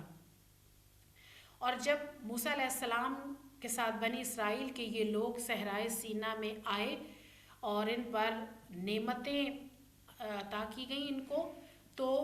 کوہ طور کو اٹھا کر ایسے لگتا تھا کہ ان پر گرایا جائے گا۔ انہوں نے کوہ طور کو دیکھا تو کہا کہ ہم مانتے ہیں، لیکن جب انہیں بتایا گیا کہ ایسے عمل کرنا ہے، یہ ہدایات ہیں، یہ احکامات ہیں اور اس کے مطابق عمل کرنا ہے، تو پھر گئے اور بات نہ مانی۔ تو اللہ تعالیٰ نے ان پر رحم کیا اور یہ نافرمان بار بار ان کا عمل سے انکاری ہونے والے یہودیوں کے باطل کی تردید کی گئی ہے کہ یہودی گروہ کو یہ نجات کا اجارہ دار سمجھتے تھے، تو ایسا نہیں ہے۔ اصل چیز عمل اور ایمان، عمل صالح ہے۔ اور ان میں یہودیوں کے نے قانون بنایا تھا کہ یہودیوں کے لیے تھا کہ ہفتے کا دن عبادت کا دن ہے، اور انہیں منع کیا گیا تھا کہ اس دن مچھلیاں نہیں پکڑنی، کیونکہ ہفتے کے دن مچھلیاں بہت زیادہ آتی تھیں۔ انہوں نے جو اس قانون کو بدلا وہ یہ کیا کہ جمعہ کی رات کو جال ڈال دیتے، ہفتہ کا دن چھوڑ دیتے اور اتوار کو نکال لیا کرتے تھے، اور جبکہ ان کے لیے یہ دن ہفتے کا دن عبادت کا دن تھا کہ یہ اس دن نہ کھانا پکاتے تھے اور نہ ہی کسی اپنے ملازم سے کام لیا کرتے تھے، اور ان کے لیے عبادت کا دن تھا، مگر انہوں نے اس کو قانون کو توڑ ڈالا، اور ان کے اس قانون توڑنے کی وجہ سے ان کو بندر بنا دیا گیا اور ان کی شکلوں کو بدل دیا گیا، اس لیے کہ آنے والی نسلیں ان سے عبرت حاصل کریں۔ پھر جب موسیٰ علیہ السلام نے کہا کہ اللہ نے حکم دیا ہے گائے ذبح کرو، تو گائے ذبح کرنے کے بارے میں طرح طرح کے سوالات کرنے لگے کہ گائے کیسی ہو، کس طرح ہو، ہمیں تو شک ہے، ہمیں تو سمجھ نہیں آ رہا۔ اور گائے ذبح کرنے کا کیوں کہا گیا تھا؟ کیونکہ انہوں نے جب بچڑے کو معبود بنا لیا تھا، تو بچڑے کو معبود بنانے کی وجہ سے کہ انہیں گائے ذبح کرنے کا حکم دیا گیا تھا، اور گائے ان کے اس دور میں جو سنہری رنگ کی گائے ہوتی تھی وہ پرستش کے لیے ہوتی تھی، اور اس لیے انہیں اس گائے پر انگلی رکھ کر یہ بتا دیا گیا کہ اس گائے کو ذبح کرنا ہے، اور اس میں کثرت سوال سے منع کیا گیا کہ بار بار سوالات نہ کیے جائیں، اللہ تعالیٰ کے جب احکامات پتہ چل جائیں تو فوراً حکم کو مانا جائے، بات مانی جائے۔ وَإِذْ قَتَلْتُمْ نَفْسًا فَادَّارَأْتُمْ فِيهَا وَاللَّهُ مُخْرِجٌ مَا كُنْتُمْ تَكْتُمُونَ، اور تمہیں یاد ہے وہ واقعہ جب تم نے ایک شخص کی جان لی تھی، پھر اس کے بارے میں جھگڑنے لگے اور ایک دوسرے پر قتل کا الزام تھوپنے لگے، اللہ نے فیصلہ کر لیا تھا کہ جو کچھ تم چھپاتے ہو اسے کھول کر رکھ دے گا۔ اس وقت ہم نے حکم دیا کہ مقتول کی لاش کو اس کے ایک حصے سے ضرب لگاؤ، دیکھو اس طرح اللہ مردوں کو زندگی بخشتا ہے اور تمہیں اپنی نشانیاں دکھاتا ہے تاکہ تم سمجھو، مگر ایسی نشانیاں دیکھنے کے بعد بھی آخر کار تمہارے دل سخت ہو گئے، پتھروں کی طرح سخت، بلکہ سختی میں کچھ ان سے بھی بڑھے ہوئے، کیونکہ پتھروں میں سے تو کوئی ایسا ہوتا ہے جس میں سے چشمے پھوٹ نکلتے ہیں، کوئی پھٹتا ہے اور کوئی خدا کے خوف سے لرز کر گر بھی جاتا ہے، اللہ تمہارے کرتوتوں سے بے خبر نہیں ہے۔ اے مسلمانوں، کیا آپ ان لوگوں سے یہ توقع رکھتے ہو کہ تمہاری دعوت پر ایمان لے آئیں؟ حالانکہ ان میں سے ایک گروہ کا شیوہ یہ رہا ہے کہ اللہ کا کلام سنا اور پھر خوب سمجھ بوجھ کر اس میں تحریف کر دی۔ محمد صلی اللہ علیہ وسلم پر ایمان لانے والوں سے ملتے ہیں تو کہتے ہیں ہم بھی ماننے والے ہیں، اور جب آپس میں ایک دوسرے کے ساتھ علیحدگی میں ہوتے ہیں تو کہتے ہیں کیا بے وقوف ہو گئے ہو، ان لوگوں کو وہ باتیں بتاتے ہو جو اللہ نے تم پر کھولی ہیں تاکہ تمہارے رب کے پاس تمہارے مقابلے میں حجت پیش کریں، اور کیا جانتے نہیں ہیں کہ جو کچھ یہ چھپاتے ہیں اور جو کچھ ظاہر کرتے ہیں اللہ کو سب باتوں کی خبر ہے۔ ان میں سے ایک دوسرا گروہ امیوں کا ہے جو کتاب کا تو علم رکھتے نہیں، بس اپنی بے بنیاد امیدوں اور آرزوؤں کو لیے بیٹھے ہیں اور محض وہم و گمان پر چلے جا رہے ہیں۔ بس ہلاکت و تباہی ہے ان لوگوں کے لیے جو اپنے ہاتھوں سے شرع کا نوشتہ لکھتے ہیں، پھر لوگوں سے کہتے ہیں کہ یہ اللہ کے پاس سے آیا ہوا ہے تاکہ اس کے معاوضے میں تھوڑا سا فائدہ حاصل کر لیں۔ ان کے ہاتھوں کا یہ لکھا ان کے لیے تباہی کا سامان ہے اور یہ ان کی کمائی ان کے لیے موجب ہلاکت ہے۔ وہ کہتے ہیں کہ دوزخ کی آگ ہمیں نہیں چھونے والی الا یہ کہ چند روز کی سزا مل جائے تو مل جائے۔ ان سے پوچھو کیا تم نے اللہ سے کوئی عہد لیا ہے جس کی خلاف ورزی نہیں کر سکتا، یا بات یہ کہ تم اللہ کے ذمہ ایسی باتیں ڈال رہے ہو جن کے متعلق تمہیں علم نہیں؟ آخر تمہیں دوزخ کی آگ کیوں نہ چھوئے گی؟ جو بھی برائی کرے گا اپنی خطا کاری کے چکر میں پڑا رہے گا وہ دوزخی ہے اور دوزخ ہی میں ہمیشہ رہے گا، اور جو لوگ ایمان لے آئیں گے نیک عمل کریں گے وہ جنت میں ہمیشہ رہیں گے۔ اس رکوع میں اللہ تعالیٰ نے جو فرمایا ہے وہ یہ کہ انہیں بنی اسرائیل کے لوگوں میں سے ایک قتل ہو گیا تھا اور مقتول کا قاتل کا پتہ نہیں چل رہا تھا، تو اس میں بتا گیا کہ ایک جو ہے مقتول کی لاش کے ایک حصے کو کاٹ کر اس پر ضرب لگائی جائے اور اس کو جب اس کے جسم کے ساتھ لگایا گیا تو وہ زندہ ہوا. اور اللہ تعالیٰ یہ بتانا چاہتے ہیں کہ مرنے کے بعد اس طرح زندہ کیا جائے گا، اس کے لیے کچھ مشکل نہیں ہے. اور جو یہ جس کا قتل ہو گیا تھا اس کے قاتل کا پتہ نہیں چل رہا تھا، تو بتانا مقصود یہ تھا کہ اللہ کے لیے کچھ مشکل نہیں، وہ مردہ کو بھی زندہ کر سکتا ہے. اور جو کوئی اللہ کے احکامات کو مانتا ہے اور اگر کسی کے فوت ہونے پر اس کا چہرہ دیکھ کر اپنی موت کو یاد کرتا ہے تو وہ اپنے اعمال درست کر لیتا ہے. مگر کچھ لوگ تو ایسے ہیں کہ اللہ کے احکامات سن کر بھی اور مرنے والوں کو دیکھ کر بھی ان کے دل نرم نہیں ہوتے، اور ان کی مثال ایسی ہے کہ جس طرح پہاڑ پتھروں سے بنتے ہیں، پہاڑ سخت ہوتے ہیں مگر پہاڑوں میں سے بھی کچھ ایسے ہوتے ہیں کہ سخت پتھر ہونے کے باوجود ان میں سے چشمے پھوٹ نکلتے ہیں اور کوئی تو لرز کر گر بھی پڑتے ہیں. تو انسانوں میں بھی کچھ ایسے ہیں کہ جو اللہ کے احکام کو فوراً سن کر عمل کرتے ہیں، اور کچھ ایسے ہیں کہ سننے کے بعد بھی ان پر اثر نہیں ہوتا. اور اللہ تعالیٰ نے جو اپنا حکم قرآن بھیجا ہے، اب اللہ تعالیٰ فرما رہے ہیں کہ ان لوگوں سے یہ توقع رکھتے ہو کہ یہ مان لیں گے. جنہوں نے نہیں ماننا انہوں نے ماننا نہیں ہے، یہ آپ کا کام ہے ان کو بتانا. یعنی نبی پاک صلی اللہ علیہ وآلہ وسلم کو اللہ تعالیٰ یہ فرما رہے ہیں کہ آپ ان کو پیغام سنا دیں، بتا دیں. ان میں سے جو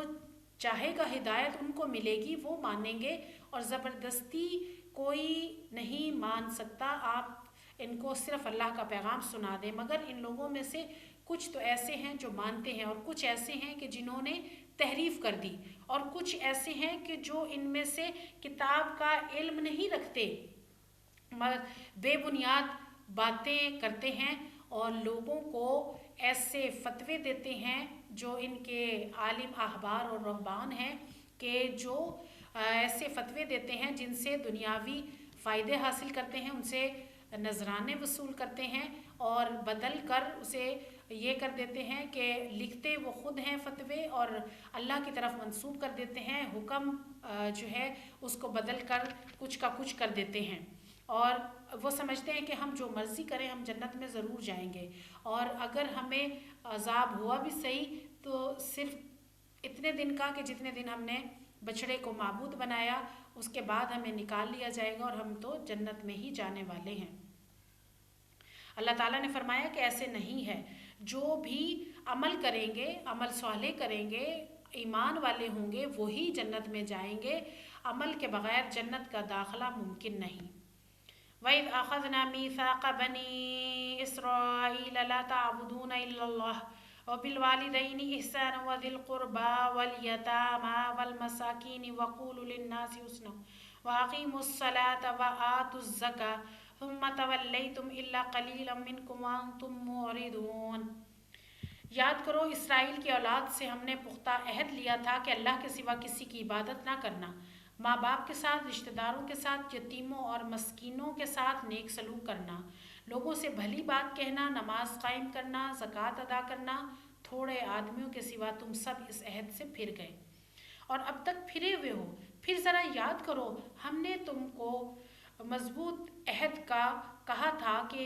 ایک دوسرے کا خون نہ بہانا اور ایک دوسرے کو گھروں سے نہ نکالنا. تم نے اس کا اقرار کیا تھا، تم خود اس پر گواہ ہو، مگر آج وہی ہو کہ اپنے بھائی بندوں کو قتل کرتے ہو، اپنی برادری کے لوگوں کو خانہ ماں کر دیتے ہو، ظلم و زیادتی کے ساتھ ان کے خلاف جتھے بندیاں کرتے ہو، اور جب وہ لڑائی میں پکڑے ہوئے تمہارے پاس آتے ہیں تو فدیے دے کر ان سے چھڑاتے ہو، حالانکہ انہیں گھروں سے نکالنا سرے سے تم پر حرام تھا. تو کیا تم کتاب کے ایک حصے پر ایمان لاتے ہو، دوسرے حصے کا کفر کرتے ہو؟ پھر تم میں سے جو لوگ ایسا کریں ان کی سزا اس کے سوا اور کیا ہے کہ دنیا کی زندگی میں ذلیل و خوار ہو کر رہیں اور آخرت میں شدید ترین عذاب کی طرف پھیر دیے جائیں. اللہ ان حرکات سے بے خبر نہیں ہے جو تم کر رہے ہو. یہ وہ لوگ ہیں جنہوں نے آخرت بیچ کر دنیا کی زندگی خرید لی، لہٰذا نہ ان کی سزا میں کوئی کمی ہوگی اور نہ انہیں کہیں سے کوئی مدد پہنچے گی. اس رکوع میں اللہ تعالیٰ نے عہد الست کے بارے میں بتایا ہے کہ جب شروع میں اللہ تعالیٰ نے روحوں سے وعدہ لیا تھا تو اس وقت سب نے وعدہ کر لیا تھا کہ ہم بات مانیں گے اور اللہ کے احکامات کو مانیں گے، لیکن بعد میں ہر کسی نے اپنی مرضی کی اور کسی نے مانا اور کسی نے نہیں مانا، اور جو نہ ماننے والے ہیں انہوں نے دنیا کے بدلے گمراہی کو خرید لیا ہے، آخرت کے بدلے انہوں نے اپنی آخرت خراب کر لی ہے اور دنیا میں عمل کر کے دنیا کے بدلے میں آخرت کو برباد کر لیا، لہٰذا ان کو سزا دی جائے گی اور ان کی سزا میں کسی قسم کی کوئی کمی نہ ہوگی اور کسی کی کوئی مدد انہیں نہیں پہنچے گی۔ وَلَقَدْ آتَيْنَا مُوسَى الْكِتَابَ وَقَفَّيْنَا مِن بَعْدِهِ بِالرُّسُلِ وَآتَيْنَا عِيسَى ابْنَ مَرْيَمَ الْبَيِّنَاتِ وَأَيَّدْنَاهُ بِرُوحِ الْقُدُسِ أَفَكُلَّمَا جَاءَكُمْ رَسُولٌ بِمَا لَا تَهْوَىٰ أَنفُسُكُمُ اسْتَكْبَرْتُمْ فَفَرِيقًا كَذَّبْتُمْ وَفَرِيقًا تَقْتُلُونَ۔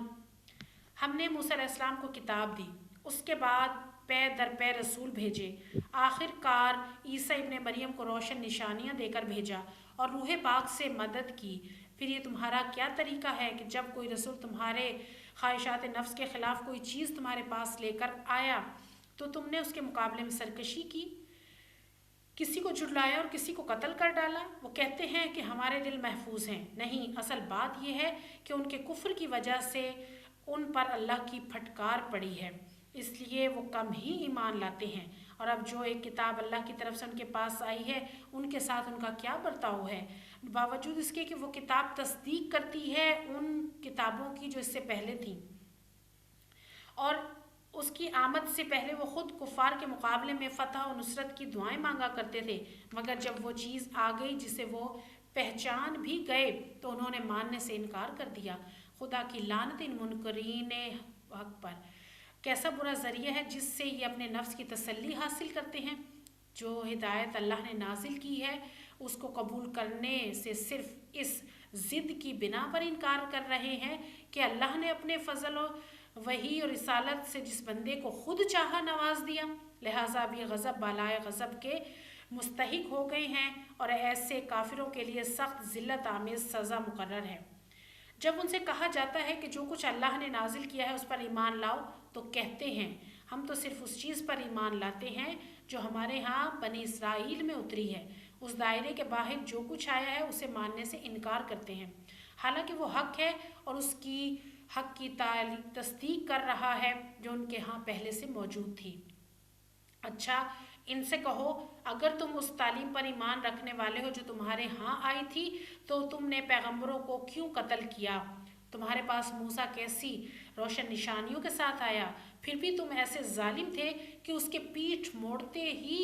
بچڑے کو معبود بنا بیٹھے۔ پھر ذرا اس وعدے کو، میثاق کو یاد کرو جو کوہ طور کو اٹھا کر تم سے لیا گیا تھا۔ ہم نے تاکید کی تھی کہ جو ہدایات ہم دے رہے ہیں ان کی سختی کے ساتھ پابندی کرو اور کان لگا کر سنو۔ تمہارے اسلاف نے کہا ہم نے سن لیا مگر ہم مانیں گے نہیں، اور ان کی باطل پرستی کا حال یہ تھا کہ دلوں میں ان کے بچھڑا ہی بسا ہوا تھا۔ کہو اگر تم مومن ہو تو یہ عجیب ایمان ہے جو ایسی بری حرکات کا تمہیں حکم دیتا ہے۔ ان سے کہو کہ اگر واقعی اللہ کے نزدیک آخرت کا گھر تمام انسانوں کو چھوڑ کر صرف تمہارے لیے مخصوص ہے تب تو تمہیں چاہیے کہ موت کی تمنا کرو۔ اگر تم اپنے اس خیال میں سچے ہو، یقین جانو کبھی اس کی تمنا نہ کریں گے، اس لیے کہ اپنے ہاتھوں جو کچھ کما کر انہوں نے وہاں بھیجا ہے اس کا تقاضا یہی ہے کہ وہاں جانے کی تمنا نہ کریں۔ اللہ ان ظالموں کے حال سے خوب واقف ہے، تم انہیں سب سے بڑھ کر جینے کا حریص پاؤ گے، حتیٰ کہ اس معاملے میں مشرکوں سے بھی بڑھ کر۔ ان میں سے ایک شخص یہ چاہتا ہے کہ کسی طرح 1000 برس جیے، حالانکہ لمبی عمر بہرحال اسے عذاب سے دور نہیں پھینک سکتی۔ جیسے کچھ اعمال یہ کر رہے ہیں اللہ تو انہیں دیکھ رہا ہے۔ اس رکوع میں اللہ تعالیٰ نے بتایا کہ سب سے پہلی کتاب تورات جو موسیٰ علیہ السلام کو عطا کی گئی، اور اس کے بعد اللہ تعالیٰ نے بنی اسرائیل میں پے در پے رسول بھیجے، اور آخر میں نبی پاک صلی اللہ علیہ وسلم سے پہلے عیسیٰ علیہ السلام کو، اور آپ صلی اللہ علیہ وسلم اور عیسیٰ علیہ السلام کے درمیان تقریباً 550 سے 600 سال کا وقفہ ہے، اور عیسیٰ علیہ السلام کو روشن نشانیاں دے کر بھیجا اور روح پاک سے مدد کی۔ روح پاک سے مراد علم وحی ہے، اور جو جبرائیل علیہ السلام وحی کا علم لاتے تھے تو حضرت عیسیٰ علیہ السلام کی اپنی پاکیزہ روح، اور یہودی نبی اکرم صلی اللہ علیہ وآلہ وسلم کی آمد سے پہلے بے چینی سے منتظر تھے کہ وہ آخری رسول آئے، کیونکہ انہوں نے اپنی کتابوں میں سنا تھا اور ان کے پیغمبروں نے پیشن گوئیاں کی تھی کہ وہ آخری نبی آئے گا تو کفار کا غلبہ مٹے گا اور عروج ہوگا۔ مگر جب نبی پاک صلی اللہ علیہ وآلہ وسلم آئے تو انہوں نے بات نہیں مانی، اور نہ ماننا ان کا کیوں تھا، کس وجہ سے تھا کہ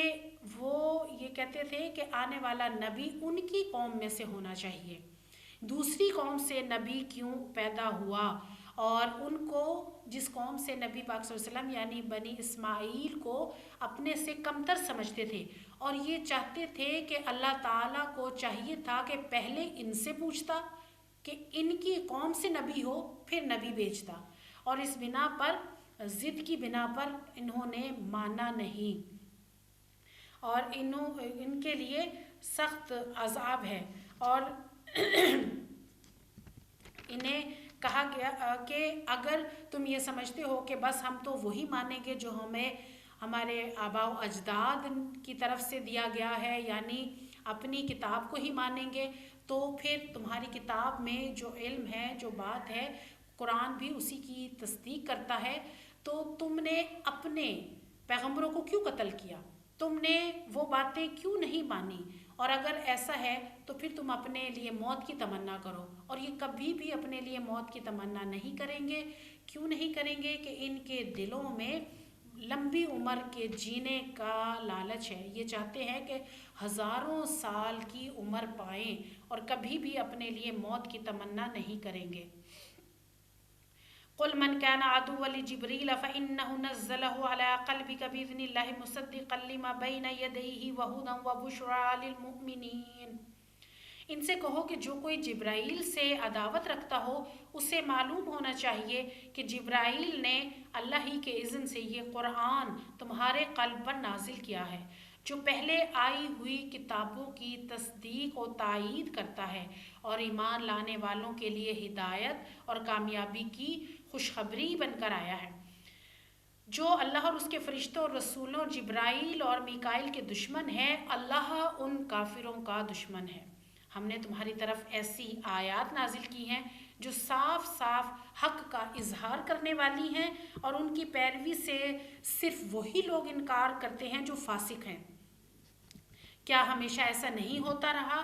کہ جب انہوں نے کوئی عہد کیا تو ان میں سے ایک نے مانا اور ایک نے نہیں مانا، بلکہ ان میں سے اکثر ایسے ہیں جو سچے دل سے ایمان نہیں لائے، اور جب ان کے پاس اللہ کی طرف سے کوئی رسول اس کتاب کی تصدیق و تائید کرتا ہوا آیا جو ان کے ہاں پہلے سے موجود تھی، تو ان اہل کتاب میں سے ایک گروہ نے کتاب اللہ کو اس طرح پس پشت ڈال دیا گویا کہ وہ کچھ نہیں جانتے، اور ان چیزوں کی پیروی کرنے لگے جو شیاطین سلیمان کی سلطنت کا نام لے کر پیش کیا کرتے تھے، حالانکہ سلیمان نے کبھی کفر نہیں کیا۔ کفر کے مرتکب تو شیاطین تھے جو لوگوں کو جادوگری کی تعلیم دیتے تھے۔ وہ پیچھے پڑے اس چیز کے جو بابل میں دو فرشتوں ہاروت و ماروت پر نازل کی گئی تھی، حالانکہ وہ فرشتے جب بھی کسی کو اس کی تعلیم دیتے تھے تو پہلے صاف طور پر خبردار کر دیتے تھے کہ دیکھو ہم محض ایک آزمائش ہیں، تو کفر میں مبتلا نہ ہو۔ پھر بھی یہ لوگ ان سے وہ چیز سیکھتے تھے جس سے شوہر اور بیوی میں جدائی ڈال دیں۔ ظاہر تھا کہ اذن الہی کے بغیر وہ اس کے ذریعے سے کسی کو کوئی بھی نقصان نہیں پہنچا سکتے تھے، مگر اس کے باوجود وہ ایسی چیز سیکھتے تھے جو خود ان کے لیے نفع بخش نہیں تھی بلکہ نقصان دہ تھی، اور انہیں خوب معلوم تھا کہ جو اس چیز کا خریدار بنا اس کے لیے آخرت میں کوئی حصہ نہیں۔ کتنی بری متاع تھی جس کے بدلے انہوں نے اپنی جانوں کو بیچ ڈالا۔ کاش انہیں معلوم ہوتا اگر وہ ایمان اور تقوی اختیار کرتے تو اللہ کے ہاں اس کا بدلہ ملتا ان کے لیے زیادہ بہتر تھا، کاش انہیں خبر ہوتی۔ اس رکوع میں جبرائیل علیہ السلام سے دشمنی کہ یہودی صرف نبی اکرم صلی اللہ علیہ وآلہ وسلم پر ایمان لانے والوں کو ہی دشمن نہیں سمجھتے تھے، بلکہ جبرائیل علیہ السلام کو بھی دشمن سمجھتے تھے کہ وہی جبرائیل لے کر آتے ہیں، اور جبرائیل علیہ السلام کو رحمت کا نہیں عذاب کا فرشتہ سمجھتے تھے۔ تو اللہ تعالیٰ نے فرما دیا کہ جو جبرائیل سے دشمنی رکھتا ہے تو اللہ تعالیٰ بھی ان کافروں کا دشمن ہے۔ اور پھر اس رکوع میں بتایا گیا کہ جو شیاطین سلیمان علیہ السلام کی سلطنت کا نام لے کر جو جادو کے بارے میں اس رکوع میں بتایا گیا ہے کہ بابل میں بنی اسرائیل کے قیدی اور غلام، ان کے پاس اللہ تعالیٰ نے 2 فرشتے بھیجے جو انسانی شکل میں آئے، اور انسانی شکل میں یعنی پیروں فقیروں کی شکل میں سفلی عملیات کرنے والے، تعویذات دینے والے، اور یہ جب آتے تو ان سے لوگ جادوگری کی تعلیم سیکھتے تھے اور ان سے جادو کرنا سیکھتے تھے۔ تو یہ بھی اس وقت یہ کہا کرتے تھے کہ دیکھو ہم تو محض ایک آزمائش ہیں اور تم یہ مت سیکھو، تم یہ کام نہ کرو، منع کرتے تھے، مگر وہ پھر بھی نہیں مانتے تھے اور ان سے جادو کرنا سیکھتے تھے۔ اور ان میں سے جو جادو سب سے زور آور جادو یہ کہ میاں بیوی میں جدائی ڈلوا دینے کے لیے جادو کا سیکھنا، اور حدیث مبارکہ کے مفہوم سے پتہ چلتا ہے کہ جب شیاطین سارے دن کی کارگزاری آ کر اپنے سردار کو سناتے ہیں تو ان میں سے جو شیطان یہ بتاتا ہے کہ آج میں نے میاں بیوی میں جدائی ڈلوا دی، ان کی لڑائی کروا دی، تو ان کا سردار اس کو گلے لگاتا ہے کہ سب سے بڑا کام تو نے کیا ہے۔ تو اس رکوع میں جادو کے بارے میں بتایا گیا کہ جادو کرنا کرانا یہ منع کیا گیا ہے، یہ تو ایک آزمائش تھی جو ان 2 فرشتوں کو انسانی شکل میں بھیجا گیا تھا، اور اس کے ساتھ ہی وہ یہ کہا کرتے تھے کہ تم یہ کام مت کرو، یہ مت سیکھو۔ یا ایھا الذین آمنوا لا تقولوا راعنا وقولوا انظرنا واسمعوا وللکافرین عذاب علیم۔ اے لوگو جو ایمان لائے ہو، رائنا نہ کہا کرو بلکہ انظرنا کہو اور توجہ سے بات سنو، یہ کافر تو عذاب علیم کے مستحق ہیں۔ یہ لوگ جنہوں نے دعوت حق کو قبول کرنے سے انکار کر دیا ہے، خواہ اہل کتاب میں سے ہوں یا مشرک ہوں، ہرگز یہ پسند نہیں کرتے کہ تمہارے رب کی طرف سے کوئی بھلائی نازل ہو، مگر اللہ جس کو چاہتا ہے اپنی رحمت کے لیے چن لیتا ہے، اور وہ بڑا فضل فرمانے والا ہے۔ ہم اپنی جس آیت کو منسوخ کر دیتے ہیں یا بھلا دیتے ہیں اس کی جگہ اس سے بہتر لاتے ہیں، یا کم از کم ویسی ہی۔ زمین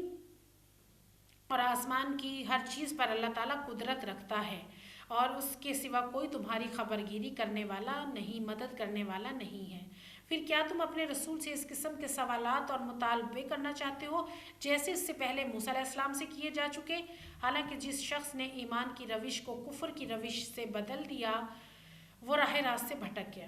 اہل کتاب میں سے اکثر لوگ یہ چاہتے ہیں کہ کسی طرح تمہیں ایمان سے پھیر کر کفر کی طرف پلٹا لائیں، اگرچہ حق ان پر ظاہر ہو چکا ہے، مگر اپنے نفس کے حسد کی بنا پر یہ تمہارے لیے ان کی خواہش ہے۔ اس کے جواب میں تم عفو و درگزر سے کام لو یہاں تک کہ اللہ خود ہی اپنا فیصلہ نافذ کر دے۔ مطمئن رہو کہ اللہ تعالیٰ ہر چیز پر قدرت رکھتا ہے۔ نماز قائم کرو، زکوٰۃ ادا کرو، تم اپنی عاقبت کے لیے جو بھلائی کما کر آگے بھیجو گے اللہ کے ہاں اسے موجود پاؤ گے۔ جو کچھ تم کرتے ہو سب اللہ کی نظر میں ہے۔ ان کا کہنا ہے کہ کوئی شخص جنت میں نہ جائے گا جب تک کہ وہ یہودی نہ ہو یا عیسائی نہ ہو، یہ ان کی تمنائیں ہیں۔ ان سے کہو اپنی دلیل پیش کرو اگر تم اپنے دعوے میں سچے ہو۔ حق یہ ہے کہ جو بھی اپنی ہستی کو اللہ کی اطاعت میں سونپ دے اور عملاً نیک روش پر چلے، اس کے لیے اس کے رب کے پاس اس کا اجر ہے، اور ایسے لوگوں کے لیے کوئی خوف یا رنج کا موقع نہیں ہے۔ اس رکوع میں بتایا گیا کہ یہودی جب نبی پاک صلی اللہ علیہ وسلم کی مجلس میں آتے تو آپ صلی اللہ علیہ وآلہ وسلم کو پریشان کرنے کے لیے بار بار درمیان میں بولتے اور بولنے کے لیے رائنا کہتے۔ اللہ تعالیٰ نے حکم نازل کر دیا اور فرمایا کہ تم رائنا نہ کہا کرو بلکہ انظرنا کہو، مطلب تمہیں کوئی بات پوچھنا ہے تو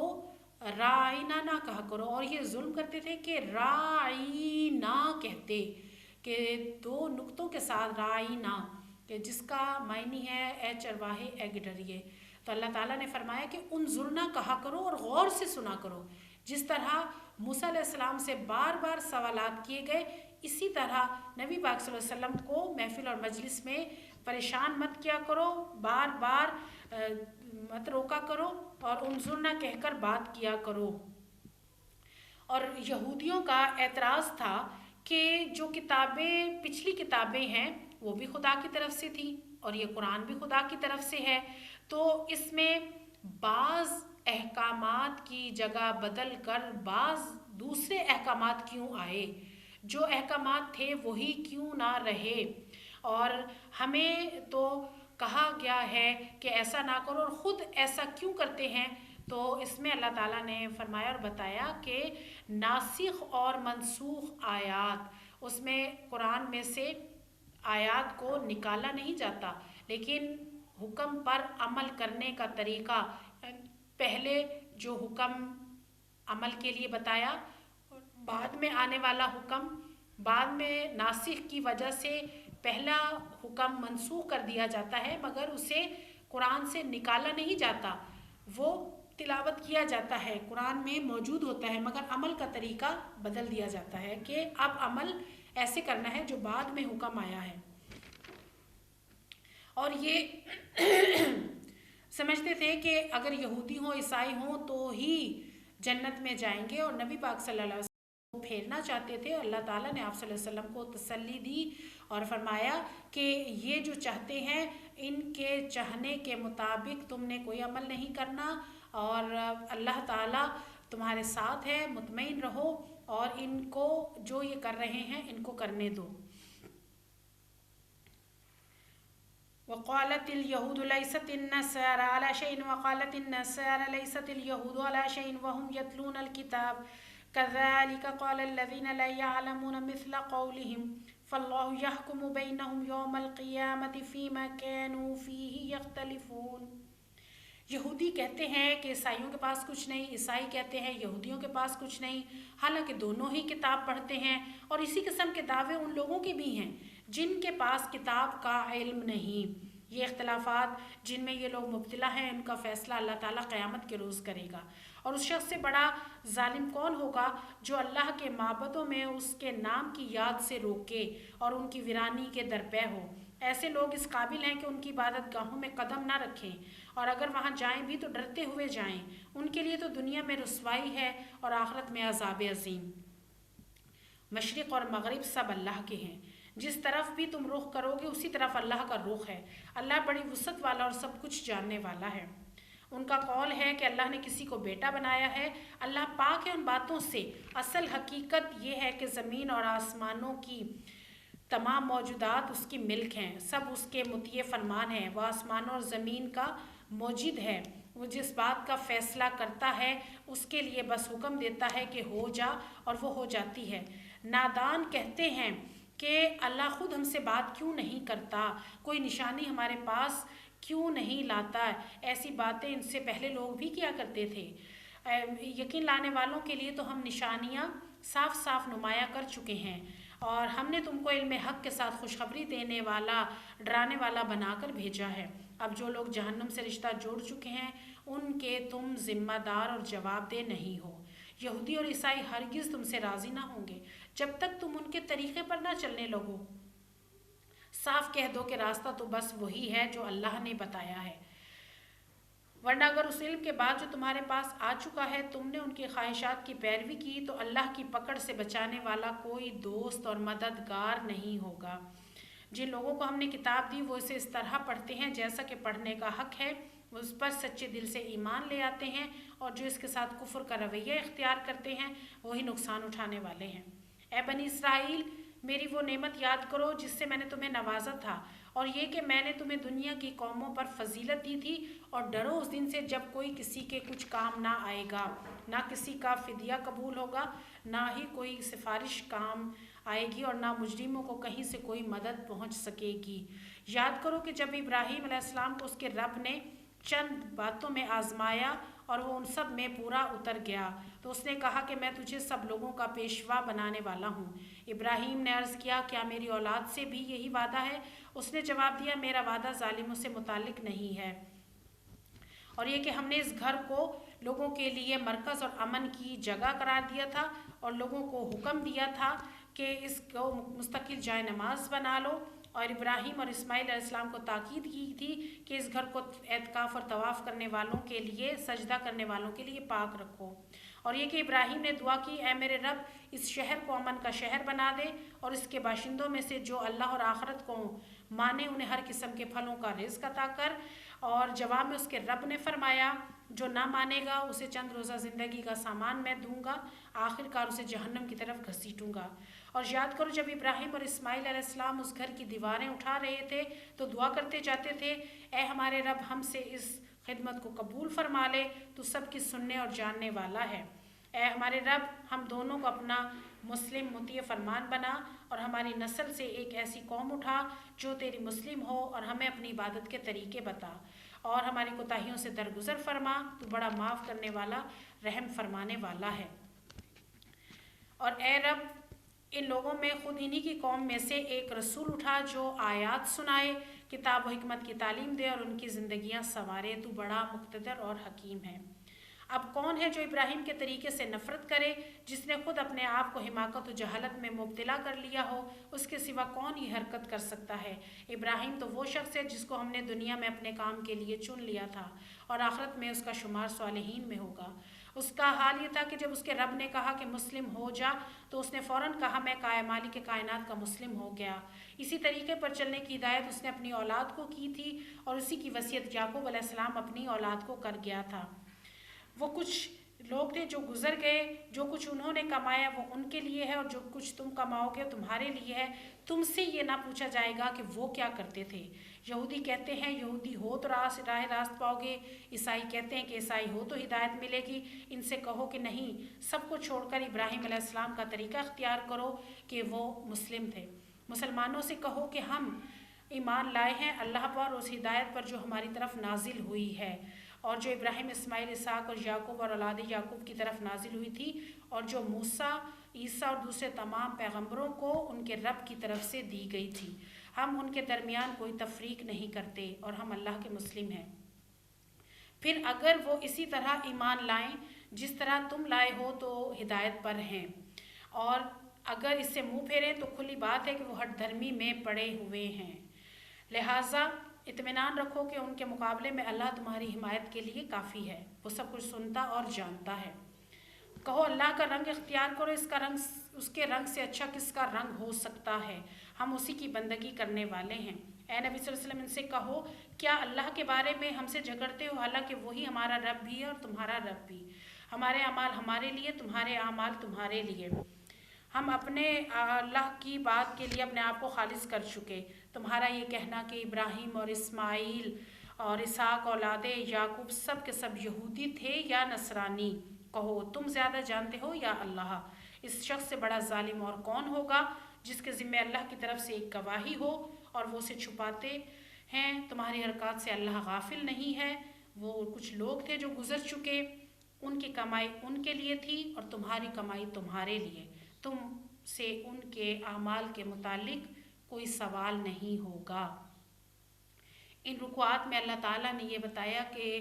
دین دراصل دین حنیف جو ابراہیم علیہ السلام لے کر آئے تھے، اور ابراہیم علیہ السلام نے اپنے آپ کو اللہ کے سپرد کر دیا تھا۔ جب اللہ نے کہا کہ کہو مسلم ہو جا، تو انہوں نے اپنے آپ کو سپرد کر دیا۔ مسلم کا معنی ہے اپنے آپ کو اللہ کی اطاعت و فرما برداری میں دے دینا، سر کو جھکا دینا، اطاعت و فرما برداری کرنا، اور اللہ تعالیٰ یہی عمل دیکھتے ہیں کہ کون اس کے احکامات کو مانتا ہے انہی سے اللہ تعالیٰ راضی ہوتے ہیں۔ وآخر الدعوانا ان الحمد للہ رب العالمین۔ السلام علیکم ورحمۃ اللہ وبرکاتہ۔ ربنا تقبل منا انک انت السمیع العلیم وتب علینا انک انت التواب الرحیم، وصلی اللہ تعالی علی خیر خلقہ محمد وآلہ وصحبہ واہل بیتہ اجمعین برحمتک یا ارحم الراحمین۔